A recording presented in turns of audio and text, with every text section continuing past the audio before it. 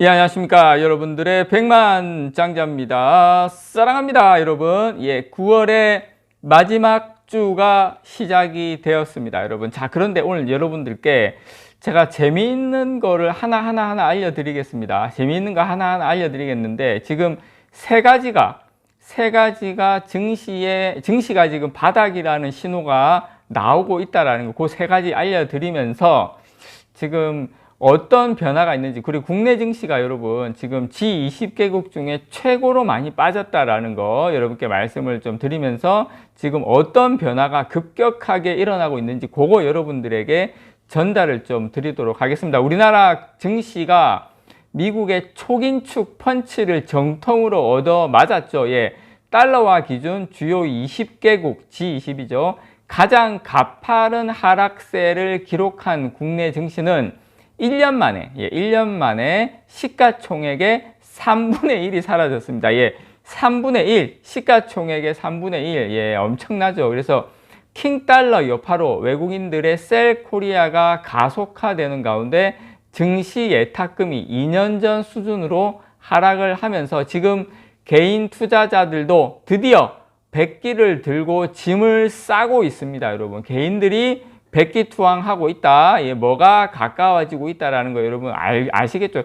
참 안타까운 게 개인 투자자분들이 사야 될 때 팔고 팔아야 될 때 사고 이런 게 저는 좀 안타깝습니다. 이런 가운데 증시 예탁금도 2년 전 수준으로 하락하고 있으면서 지금 많이 안 좋아지고 있는데 한 달 만에 코스피 지수가 13% 이상 빠지면서 지금 공포감이 감돌았던 지난 6월 달에 급락장이 지금 좀 급락장이 왔다 이렇게 표현이 돼요. 이렇게 재현된다기보다는 이런 상황으로 코스피, 코스닥도 마찬가지지만 붕괴, 공포, 이런 이야기가 지금 나오고 있는데요.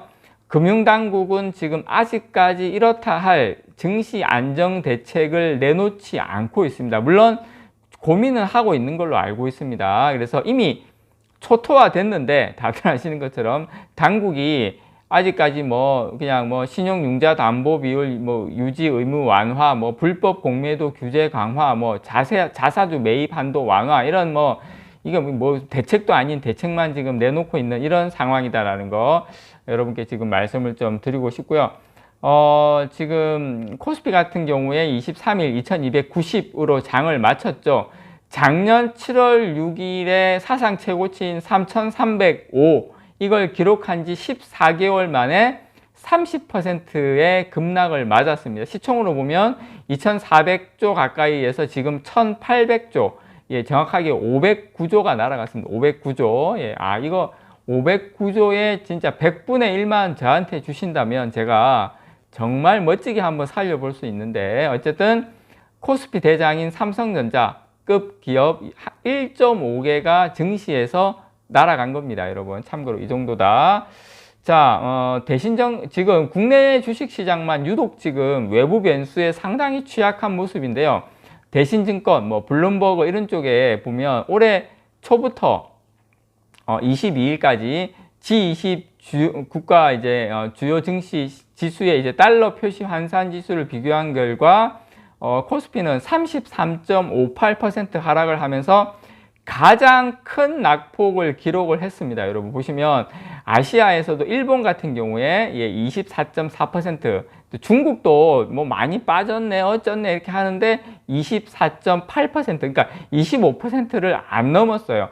유독 변동성이 우리 대한민국이 훨씬 더 컸다. 그래서 하여튼 우리나라 같은 경우에는 위기에는 약하고, 하여튼 또 좋은 일 있으면은 또 강하지도 않고, 하여튼 좀 안타깝다라는 거 여러분께 좀 말씀을 좀 드리고 싶습니다. 그래서 자, 이제 지금부터 여러분들께 말씀드리고 싶은 것은, 근데 이제 요게 또 재밌는 게 여러분, 요게 증시의 바닥에 가까웠을 때 이런 현상이 나타나는 게 지금 세 가지가 일어나고 있거든요. 자, 일단 첫 번째는 지금까지는 이제 킹 달러 영향으로 외국인들이 팔자로 돌아선 것이 주된 이유였는데, 이제 지금부터 분위기가 어떻게 흘러가고 있다? 묘하게 흘러가고 있다. 저는 이제 개인적으로 잘 됐다고 생각을 합니다. 자, 개인들도 떠나고 있다. 금융투자협회에 따르면 투자 예탁금은 21일 기준 50조에 50조 7,793억 원으로 올해 최저 수준으로 쪼그라들었습니다, 여러분. 참고로 2020년 코로나 터지고 조금 지났을 때 그때가 8월 달이 50조였거든요. 이후에 최저 수준으로 투자자 예탁금이 줄어들었다.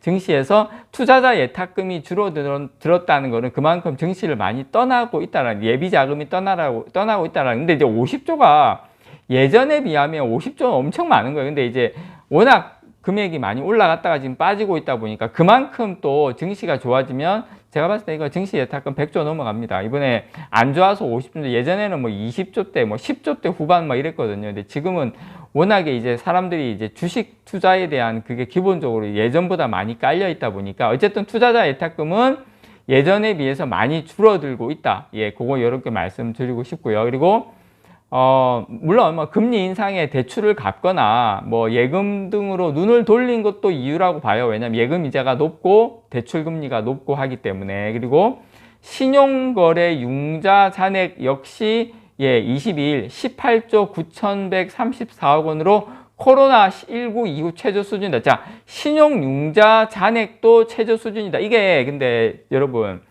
투자자 예탁금이 최저 수준이고 신용융자 잔액이 최저 수준이면 이게 주가의 바닥을 의미하는 거거든요. 이제 이런 신호는 지금 나오고 있다는 거예요. 자, 주가의 바닥을 의미하는 가장 큰 신호 중에 하나가 거래대금입니다. 거래대금. 거래대금의 바닥은 주가의 바닥이다. 이건 완전 교과서입니다, 여러분. 자, 거래대금도 지금 급감을 했습니다. 그래서 이번 달 기준 하루 평균에 한 7조 4천억 정도를 기록을 하고 있는데요. 올해 1월 달만 하더라도 국내 주식 시장에 하루 한 20조 원의 거래가 오갔습니다. 그러면 거의 3분의 1 토막이 났다는 거예요. 올해 1월, 작년 1월도 아니고 작년 1월에 삼성전자 고점 찍고 코스피 날아갈 때 그때하고 비교한 게 아니라 올해 1월 달하고 비교해도 3분의 1에 날아갔다. 그래서 지금 하루 거래 대금이 7조 3천억, 지금 7조 4천억, 올해 1월 달에 20조 원인데 그 정도로 지금 많이 망가졌다라는 거 여러분께 말씀을 좀 드리고 싶다. 그만큼 주가는 바닥에 가까웠을 수도 있다. 그거 말씀드리는데 물론 내일이 바닥이다 뭐 그걸 말씀드리는 게 아니라 지금 전체적인 분위기는 그런 상황이다라는 거 말씀을 좀 드리고 싶고요.